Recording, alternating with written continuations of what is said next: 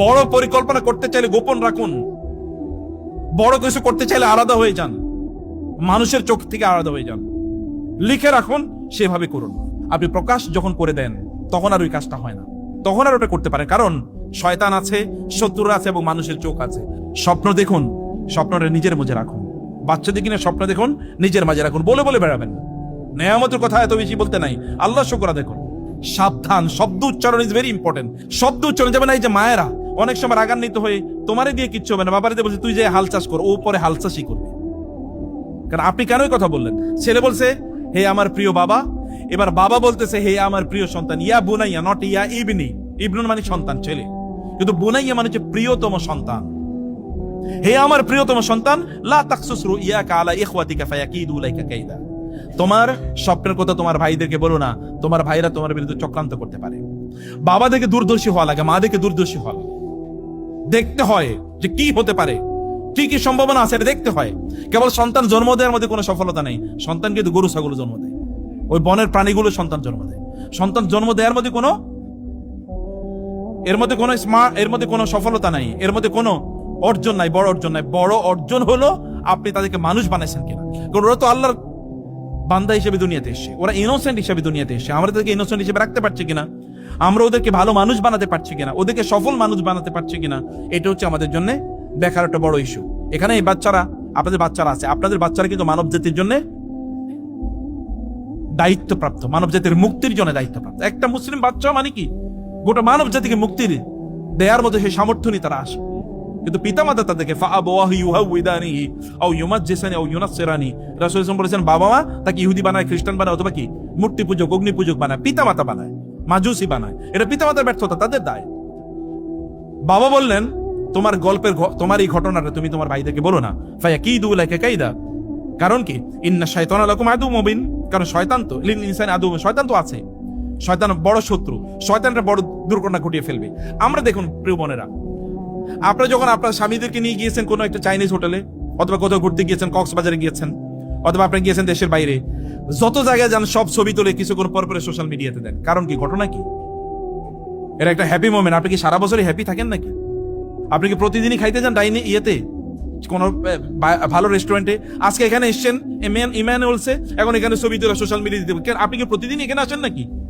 আপনার happy moment গুলো কেন অন্যদের সাথে শেয়ার করেন? আপনি জানেন না মানুষের চোখ লাগে, আপনি জানেন না মানুষের মুখ লাগে। আপনারা এখন বলেন আপনাদের বাচ্চাগুলো দুষ্ট হয়ে যাচ্ছে। আপনাদের বাচ্চাগুলো কেন দুষ্ট হয়ে যায়? মানুষের চোখ লেগেছে, আপনি জানেন না তো। আপনি তার সুন্দর ছবিটা সোশ্যাল মিডিয়াতে দিয়ে দিয়েছেন, 10 জন লোক আছে এটা দেখার পরে লোক চোখ লেগে দিয়েছে। চোখ কি কেবল সামনাসামনি লাগে? চোখ কি দূর থেকে লাগে না? চোখ দূর থেকেও লাগে। এটা কেন আপনি দেবেন? আপনি সুন্দর করে জামা কাপড় পরে এরপরে সোশ্যাল মিডিয়াতে একটা ছবি দিয়ে দেবেন কেন? কারণটা কি? অন্যের চোখ লাগতে পারেন, আপনি অসুস্থ কেন জানেন না? রাসূল সাল্লাল্লাহু আলাইহি ওয়াসাল্লাম বলেছেন মানুষের মুখ মানুষকে একেবারে ওই যে ইয়ে পর্যন্ত নিয়ে যায়, কবর পর্যন্ত নিয়ে যায়। যেমনি ভাবে কোন যদি উট আপনি জবাই করেন, ওই উটের মাংস ডেক্সি পর্যন্ত যায়, পাতিল পর্যন্ত যায়, এরকম নিয়ে যায়। সৈয়াদিসে রাসূল সাল্লাল্লাহু আলাইহি ওয়াসাল্লাম মুখ লাগানোর ব্যবস্থা করবেন না, এগুলো শেয়ার করবেন না। মানুষের সব মোমেন্ট হ্যাপি না, আপনার দুঃখের কষ্টগুলো তো আপনি বলেন না, তাহলে আপনার সুখের মোমেন্ট গুলো আপনি বলবেন না। রাসূল সাল্লাল্লাহু আলাইহি ওয়াসাল্লাম বলেছেন তোমাদের উত্তম, তোমাদের নেয়ামত গুলো গোপন করার মাধ্যমে এগুলোকে প্রোটেকশন প্রদান করো। কারণ নেয়ামত যদি গোপন না করো তাহলে তোমাদের এই নেয়ামত গুলো অন্যরা শেষ করে ফেলবে। সহিহ হাদিস। এবং অনেকে দেখবেন কোন একটা কাজ করব, কাজ করার আগে ঘটা করে চারিদিকে জানিয়ে দেয়। আমার ব্যক্তিগত জীবনে দেখেছি, কোন একটা কাজ করব এটা আগেই যখন ঘটা করে জানিয়ে দেয়, ওই কাজটা আর হয় না, কারণ মানুষের মুখ লেগে যায়। আপনি গোপন করে রাখুন। রাসূল সাল্লাল্লাহু আলাইহি ওয়াসাল্লাম বলেছেন তোমরা তোমাদের বড় পরিকল্পনাগুলো গোপন রেখে তারপরে এটাকে আল্লাহর কাছে সাহায্য চাও, তাইলে তোমরা এই কাজগুলো করতে পারবা। আপনি প্রকাশ যখন করে দেন তখন আর ওই কাজটা হয় না, তখন আর ওটা করতে পারেন, কারণ শয়তান আছে, শত্রুরা আছে এবং মানুষের চোখ আছে, মানুষের মুখ আছে। তিনি বললেন তোমার ভাইদেরকে বলো না, তারা আপন ভাইদেরকে বলো না। আর আপনারা কার কাছে বলে যান? সোশ্যাল মিডিয়াতে সব আপনার বন্ধু? তা তো না। আপনি যে এখানে দিচ্ছেন সব কি আপনার বন্ধু? এবং এই কারণে দেখবেন আপনারা দেখেন নাই যে কিছুদিন আগে বিভিন্ন জায়গায় এরকম দেখা যায়, স্বামী স্ত্রী খুব ভালোভাবে জীবন যাপন করতেছিল, এই সকল ছবি সোশ্যাল মিডিয়াতে দিয়েছে, কয়েকদিন পরে ডিভোর্স হয়ে গেছে। কেন যে ডিভোর্স হয়েছে কেউ জানে না। এমনকি গতকালও জানতাম না যে তারা ডিভোর্স হয়ে যাবে, আজকে ডিভোর্স হয়ে গেছে। অসংখ্য ঘটনা আমি এরকম জানি, অসংখ্য। আমাদের কাছে এগুলো তথ্য আছে। অতএব প্রিয় ভাইরা বোনেরা, আপনাদের সন্তানদের বা আপনাদের হ্যাপি মোমেন্ট গুলো, যেমন ইউসুফকে তার বাবা বলেছেন তোমার এই হ্যাপি মোমেন্টটা ভাইদের সাথে শেয়ার করো না, তাহলে তারা তোমাদের বিরুদ্ধে পরিকল্পনা করবে। এগুলো করার দরকার নাই। কষ্টের কথাগুলো বলার দরকার নেই, কষ্টের কথাগুলো বলবেন আল্লাহকে, আর ভালো কথাগুলোর জন্য আল্লাহর শুকর আদায় করবেন, আল্লাহর কৃতজ্ঞতা আদায় করবেন।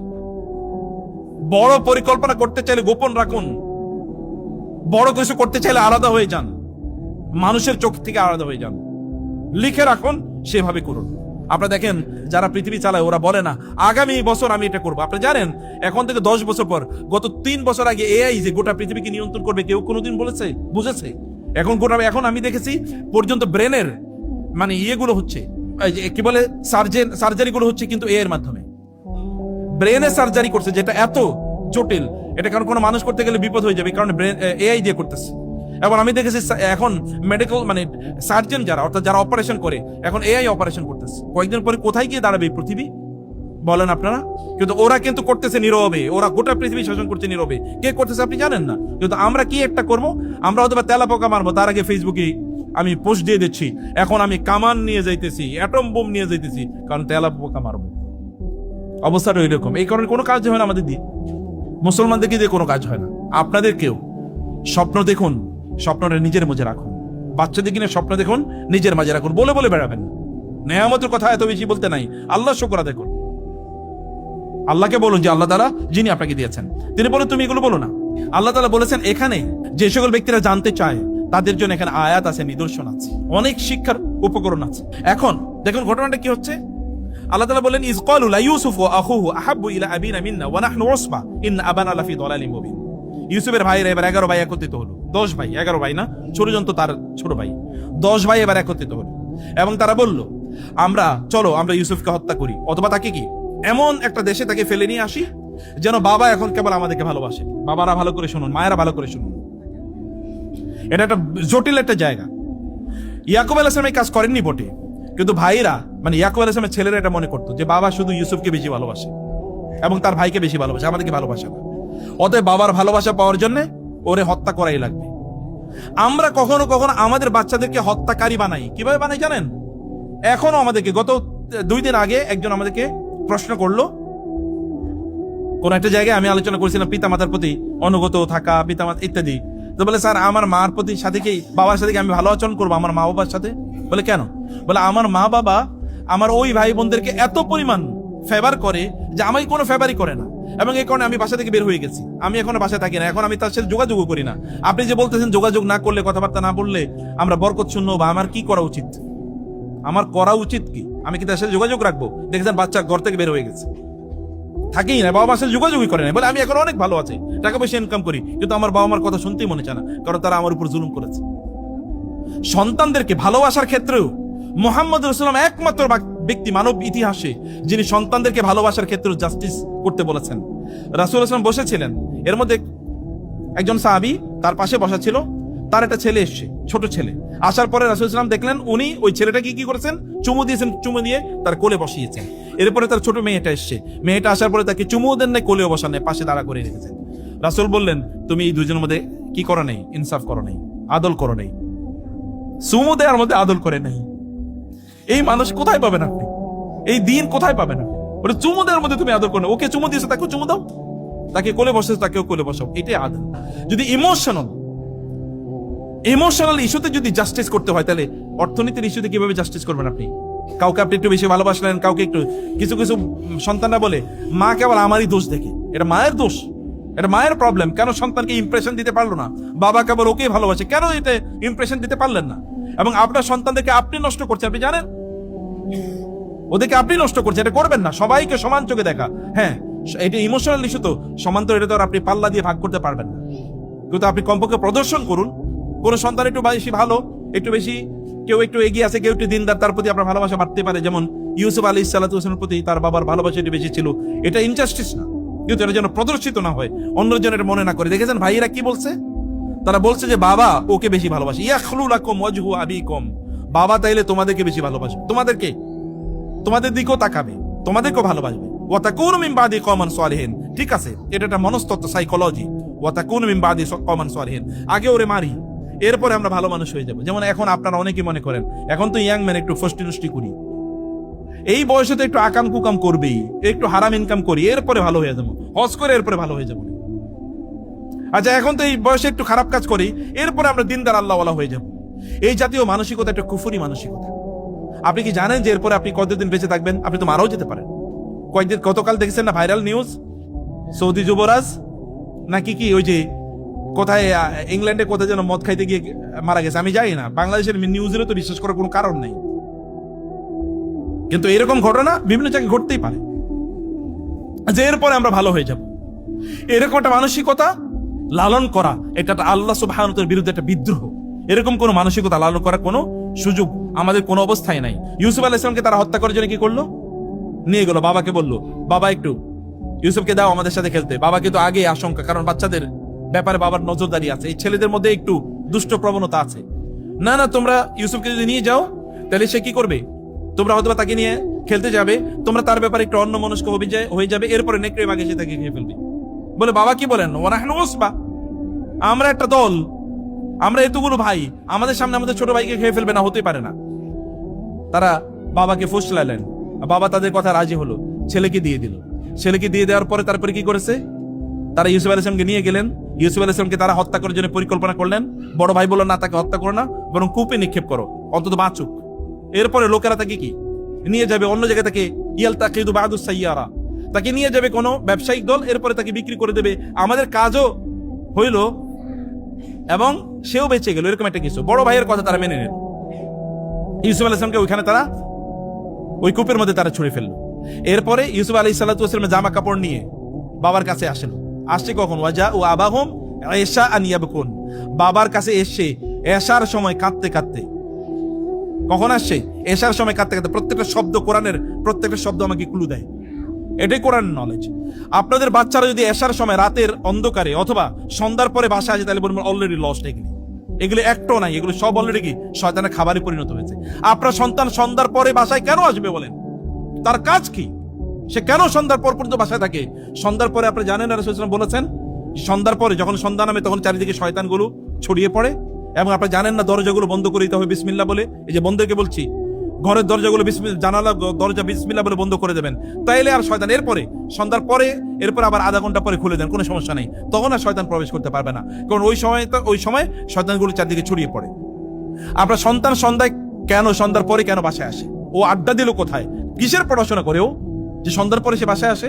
দেখেন না সন্ধ্যার পরে কে বাসায় এসছে? ও ভাইয়ের হত্যা করে তারপরে এসছে। এবং 2 নম্বর এসছে কি, ইয়াবকুন, কাঁদতে কাঁদতে। দেখবেন একদল লোক কথায় কথায় কাঁদে, এটা একটা দুষ্টামি। কথায় কথায় যেগুলো কাঁদে এগুলো দুষ্ট, কারণ কাঁদার তো একটা সিস্টেম আছে। দেখবেন কোনো কথায় না, এটা হলো তার এজেন্ডা। মূলত কি কান্না করে সে তার এজেন্ডা বাস্তবায়ন করতে চায়। দেখবেন আমাদের দেশে এরকম কিছু লোক ছিল নেতৃত্ব পর্যায়ে, কথায় কথায় কাঁদতো, এটার কান্নার ভান করতে, এগুলো সবগুলো শয়তান ছিল। এই জাতীয় কাজ আপনি আপনার যদি কোনো পয়েন্ট থাকে সেটাকে আপনি প্রুভ করবেন, প্রমাণ করবেন, কিন্তু এটা কান্নার কি আছে? কান্নার কি আছে? সুলাইমান আলাইহিস সালামের ঘটনা এরকম একটা বর্ণনা আছে যে সুলাইমান আলাইহিস সালাতু ওয়াস সালাম এর কাছে ওই যে বিচারের ব্যাপারে এসে, যে কাজী সুরাইয়ের কাছে এরকম 2 জন নারীর একটা ঘটনা এসে, তো একজন নারী কি করেছে, কান্না করে বলতেছিল যে না না এরকম। কাজী সুরাই বলছে না, তুমি অপরাধী, গিলটি। অন্যরা বলে মহিলা কাঁদতেছে, আপনি তার পক্ষে সেনা রায় দেবেন। বলে না, আল্লাহ তাআলাই বলছে কান্না করে যেগুলি কথা বলে এগুলি মিথ্যাবাদী, অতএব আমি বুঝতে পারছি এটা মিথ্যাবাদী, এবং ঘটনা তাই পাওয়া গেছে পরবর্তীতে মিথ্যাবাদী। বাবার কাছে এসছে তারা রাতের বেলায় এবং কান্না করতে গিয়ে, এবং বলছে ক্বালু ইয়া আবানা ইন্না যাহাবনা নাস্তাবিক ওয়া তারাকনা ইউসুফা ইনদা মাতাইনা ফাআকালাহু যিবরু ওয়া মা আনতা বিমুমিনিন লানা ওয়ালাউ কুননা সাদিকিন। দেখেন ল্যাঙ্গুয়েজ কি, কোরআনিক ল্যাঙ্গুয়েজ, অসাধারণ। বলে এসে না, বাবা আমরা তো একটু খেলতে গিয়েছিলাম, দৌড় প্রতিযোগিতা অংশগ্রহণ করেছিলাম, ইউসুফকে আমাদের জামা কাপড়গুলোর কাছে রেখে গিয়েছি, এসে দেখি তাকে তো নেকড়ে বাঘ খেয়ে ফেলছে। ওই যে বাবা আগে কি বলছে, নেকড়ে বাঘ তোমাকে খেয়ে ফেলবে, সাবধান। শব্দ উচ্চারণ ইজ ভেরি ইম্পর্টেন্ট। দেখেছেন নবী ছেলের ব্যাপারে যা বলছে তাই করছে। শব্দ উচ্চারণ, যেমন এই যে মায়েরা অনেক সময় রাগান্বিত হয়ে তোমারে দিয়ে কিচ্ছু হবে না, বাবারে দিয়ে বলছে তুই যে হাল চাষ কর, ও পরে হাল চাষই করবে। কারণ আপনি কেন কথা বললেন? আপনি বলতে পারেন না। ওই যে দেখেন আপনারা সৌদি আরবে বাইতুল্লাহর একজন ইমামের নাম ছিল কি যেন, তার নামটা ভুলে গেছে, আফ্রিকান। তো তার মা তার উপর রাগ করে, তারপরে তারে বলতো, খুব দুষ্টামি যখন করতো, রাগ করে বলতো তোরে আল্লাহ তাআলা কাবা শরীফের ইমাম বানাক। এবং নিউ ইয়র্ক টাইমসে তার এরকম ইন্টারভিউ এসছে, নিউ ইয়র্ক টাইমসে, আমি সেখান থেকে তার ইন্টারভিউ পড়েছি। পরবর্তীতে কি হচ্ছে, তাকে সত্যিকার অর্থেই তিনি বাইতুল্লাহর ইমাম হয়েছেন। ওই মাঝে রাগ করে বলতে আল্লাহ তোরে কাবা শরীফের ইমাম বানাক। কারণ আপনি যদি আপনার বাচ্চারে এরকম একটা তুলনা দেন, তাহলে তাই হবে। ইউসুফের বাবা ভুল ক্রমে শুধু এতটুকু বলছে, যে তাকে নেকড়ে বা খেয়ে ফেলবে, ওই ছেলেরা ওইটাই ক্লু নিছে, এগুলো বলতে নাই। কখনো কখনো আপনি রাগ করে বলেন, কখনো কখনো তুই গোল্লায় যা, ও গোল্লাই যাবে, কারণ ওই সময় হয়তো ফেরেশতারা বলছে আমিন, আল্লাহ বলছেন ঠিক আছে কবুল করে নিলাম, শেষ। কিন্তু এই জন্য রাসূল বলেছেন যে তোমরা তোমাদের সন্তানদের, তোমাদের নিজেদের এবং তোমাদের প্রপার্টির উপর তোমরা লানত দিও না, কারণ ওটা হতে পারে আল্লাহ উঠিয়ে কবুল করে নেবেন। আমি বহু মাকে জানি তার সন্তানের ব্যাপারে কেবল একটা কথা বলেছে, ওর আমি তোর চেহারা দেখতে চাই না, এবং আল্লাহর কসম আমি জানি, আমি নিশ্চিত করে জানি ওর লাশটাই ওর মার কাছে গেছে পরে, ওই দিনই লাশটাই গেছে, আর ও মা তার চেহারাটা দেখে নেই। আমি তোর লাশটাই শুধু দেখতে চাই, আমি তোর চেহারা দেখতে চাই না, আর দেখে নাই চেহারা। বাবার এরকম করবেন না, সাবধান শব্দ চয়ন, কারণ আপনি এমন একটা পজিশনে আছেন, আপনি যখন বলছেন তখন ফেরেশতারা, আপনি জানেন না কোন অবস্থায় আছেন, আপনি ফেরেশতারা কবুল করে নিতে পারে। ওই যে বাবা বলছে, ছেলেরা এসে ওই কথা বলছে, ফাকারা হুযাইব হতে পারে। ইব্রাহিম যদি ইয়াকুব আলাইহিস সালামের কথা না বলতেন তাহলে এটা হতো। এবং এই ঘটনাটা আরো পরে আছে। আপনারা জানেন ইউসুফ আলাইহিস সালাতু ওয়াস সালামকে ওই যে নারীরা যখন তাকে প্রলোভন দিচ্ছিল, তখন ইউসুফ আলাইহিস সালাম বলছেন রব্বিস সিজনু আহাব্বু ইলাইয়া মিম্মা ইয়াদউনানি ইলাই, আল্লাহ আমি এদের এই প্রলোভন থেকে বাঁচার জন্য প্রয়োজন আমার কারাগারে পাঠাও। আল্লাহ তাআলা ওরে কারাগারেই পাঠাইছেন। যদি তিনি বলতেন যে আল্লাহ কারাগার দরকার নেই, আল্লাহ আমাকে এদের প্রলোভন থেকে আপনি আমাকে বাঁচান, তাহলে আল্লাহ সুবহানাহু ওয়া তাআলা কারাগারে পাঠাতেন না। যেহেতু বলছেন কারাগারে পাঠান, এই কারণে আল্লাহ তাআলা কারাগারেই পাঠাইছেন। শব্দ is very important, word is very important. আপনি কোন ওয়ার্ড উচ্চারণ করছেন? এত পাওয়ারফুল শব্দ, এত পাওয়ারফুল শব্দের মাধ্যমে সব ঘটে যায়, বুঝতে পেরেছেন? যাই হোক, ইউসুফ আলাইহিস সালাতু ওয়াস সালামের ভাইয়েরা এসে বলল এই অবস্থা, কিন্তু তারা নিয়ে এসেছিল কি বলেন তো, ওয়াজাউ বিদামিন কাযিবিন, আল্লাহ বলছেন ওরা মিথ্যা রক্ত নিয়ে এসেছে। ইউসুফ আলাইহিস সালামের জামা কিন্তু 3 সময়ে তার জন্য মুজিজা হিসেবে কাজ করছে। জামা, একটা পাঞ্জাবি, কামিজ, আমাদের দেশে তো মহিলাদের জামারে বলে কামিজ বলে না, আর পুরুষের জামারে বলে পাঞ্জাবি, আসলে কামিজ মানে পাঞ্জাবি। কোরআনে বলেছে ইউসুফ আলাইহিস সালামের জামা 3টা সময় তার জন্য মুজিজা হিসেবে কাজ করছে। এই সময় জামার মধ্যে রক্ত লাগিয়ে নিয়ে আসছে, কিন্তু এই জামায় নেকড়ে বাঘ খাইলে রক্তেও জামার মধ্যে লাগলো, কিন্তু জামাটা কি অক্ষুণ্ণ? এটা কেমনে হয়? জামাটা তো কি হবে, এটা সেরাটেরা হবে, কিন্তু জামা ছিল না, অক্ষত জামা। এসে বলছে তারে তো নেকড়ে বাঘ খেয়ে ফেলছে। তাহলে কি নেকড়ে বাঘ এত বুদ্ধিমান যে জামাটা খুইলা তারপরে তারে খাইছে? বাবা দেখে বললো যে না, তোমরা তো কি, তোমরা পদভ্রষ্ট, তোমরা মিথ্যা বলছো, আমি জানি তোমরা মিথ্যা বলছো। 2 নম্বরে জানেন কি জামা কখন তাকে বাঁচাইছে? ওই যে ইউসুফ আলাইহিস সালাতু ওয়াস সালামের বিরুদ্ধে ওই যে মহিলা যখন তার বিরুদ্ধে অভিযোগ দিল, এখন ওইখানকারই ওই বাসারই একটা শিশু মানে মাত্র মায়ের দুধ খাচ্ছে, মাত্র ভূমিষ্ঠ হয়েছে। এই শিশু বলল যে আপনারা একটু দেখেন তার জামা কি পিছন থেকে ছিঁড়া না সামনে থেকে ছিঁড়া। যদি সামনে থেকে ছিঁড়া হয় তাহলে তিনি অপরাধী, আর যদি পিছন থেকে ছিঁড়া হয় তাহলে তিনি কি সত্যবাদী। এবং দেখা গেল জামা পিছন থেকে ছিঁড়া। দ্বিতীয়বার তাকে জামা বাঁচাইছে। এবার তৃতীয়বার কখন জানেন? ইউসুফ আলাইহিস সালাম বাবা কিন্তু তার ব্যাপারে কাঁদতে কাঁদতে অন্ধ হয়ে গেছে। অন্ধ হয়ে যাওয়ার পর এবার ইউসুফ আলাইহিস সালাম বললেন ভাইদেরকে, যাও আমার জামাটা নিয়ে বাবার কাছে যাও, জামাটা ভাইয়ের বাবার কাছে নিয়ে যাও।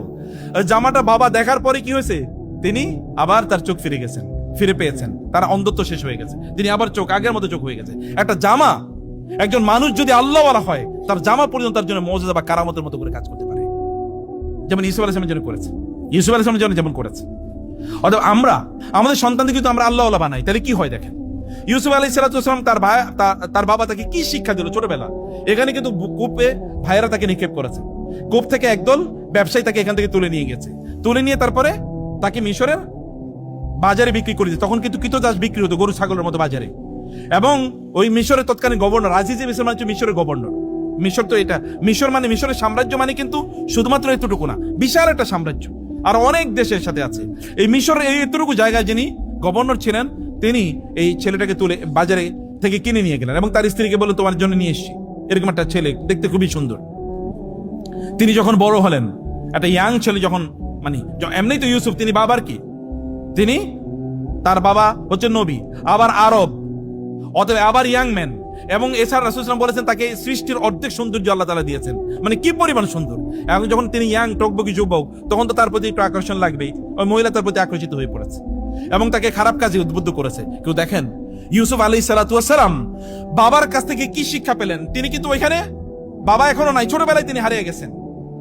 কি শিক্ষা তিনি পেলেন? ঘরের অন্ধকারে, চারিদিকে দরজা বন্ধ, কেউ নাই, তিনি এবং ওই নারী, তারপরে তিনি ওইখান থেকে পালাচ্ছেন দরজা খোলার জন্য।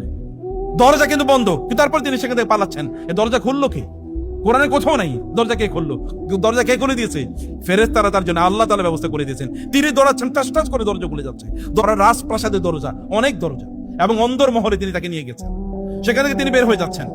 বাঁচার জন্য এভাবে দৌড়াতে হয়। আপনি ফেসবুকে একটা ছবি দেখার পরে দৌড়ান কিনা বলেন? আমরা যখন ওইখানে সিনেমার পোস্টার দেখি আমাদের দেয়ালগুলোতে, তখন আমরা আরেকবার তাকাই কিনা? আরেকবার তাকাই। অথচ ইউসুফ আলাইহিস সালাম দৌড়াইছেন, কিন্তু আমরা দৌড়াই নাই। আমাদের চরিত্র কিভাবে রক্ষা হবে, বা আমরা কিভাবে এরকম আল্লাহওয়ালা হবো? ইউসুফ আলাইহিস সালাম ওইখান থেকে দৌড়ে, তিনি ওইখান থেকে বের হওয়ার জন্য তিনি দৌড়ে এসছেন। আমরা যখন ইউটিউবে রাতের অন্ধকারে ইউটিউবে দেখি, নীল সিনেমা দেখি, ও দেখেন আমরা টেলিভিশনে দেখি কি ইউসুফ আলাইহিস সালাম কি করেছেন। তিনি শিক্ষা পেয়েছেন বাবার কাছ থেকে। আমাদের সন্তানদেরকে এমন শিক্ষা দেওয়া দরকার যে কেউ নাই, আমরা নাই, কিন্তু তারপরও তারা জানেন তাদের আল্লাহ আছেন, রব আছে। এখানে এই নারীর প্রলোভনে তিনি সাড়া দেন নাই, নারীর প্রলোভনে তিনি সাড়া দেন নাই। প্রলোভনে সাড়া না দেওয়ার কারণে আল্লাহ সুবহানাহু ওয়া তাআলা, তিনি কারাগারে গিয়েছেন বটে, কিন্তু কারাগারে আল্লাহ সুবহানাহু ওয়া তাআলা সেখান থেকে তাকে নিয়ে এসে মিশরের সম্রাট বানিয়েছেন, এখানকার গভর্নর না, সম্রাট বানিয়েছেন। যদি দিন আপনি প্র্যাকটিস করতে পারেন, আল্লাহ তাআলা এই দুনিয়া আপনার পায়ের তলা এনে ফেলে দেবেন। যেমন রাসূল ইসলামের, আমি শুরুই করেছিলাম, রাসূল ইসলামকে ওরা হত্যা করার জন্য পরিকল্পনা করেছে, যেমন ইউসুফকে হত্যা করার জন্য পরিকল্পনা করেছে। ইউসুফ আলাইহিস সালাম এখান থেকে চলে গেছেন কোথায়? মিশরে। রাসূল এখান থেকে চলে গেছেন কোথায়? মদিনাতে। ইনি গিয়ে মিশরের প্রেসিডেন্ট হয়েছেন, আর উনি গিয়ে মদিনার প্রেসিডেন্ট হয়েছেন। বুঝতে পেরেছেন? দুইজনই আল্লাহর জন্য কাজ করেছে, দুইজনই দিনের জন্য, দুইজনই তাদের ইন্টিগ্রিটি রক্ষা করেছে, দুইজনই তারা সৎ ছিল, দুইজনই তারা মানুষের জন্য কাজ করেছে। এবং পুরো গল্পটির মধ্যে 3টা স্বপ্ন আছে না? ইউসুফ আলাইহিস সালাম প্রথম স্বপ্ন দেখছেন, তারপরে স্বপ্ন দেখছে কি? ওই যে কারাগারে কারা বন্দী, তারা দুইজন স্বপ্ন দেখেছে। আর সর্বশেষ স্বপ্ন কার ছিল? মিশরের সম্রাটের। স্বপ্ন ইজ ভেরি ইম্পর্টেন্ট। আপনারা স্বপ্ন দেখুন প্লিজ, নিজেদেরকে নিয়ে এবং সন্তানদেরকে নিয়ে। বুঝতে পারছেন? আল্লাহ সুবহানাহু ওয়া তাআলা আমাদেরকে সত্যিকার অর্থেই আমরা যেন ইউসুফ আলাইহিস সালাতু ওয়াস সালামের মতো হতে পারি, এবং আমরা যেন আমাদের সন্তানদেরকে ইউসুফের মতো তৈরি করতে পারি আলাইহিস সালাম। আল্লাহ তাআলা সেই তৌফিক আমাদেরকে দান করুন। আল্লাহুম্মা আমিন।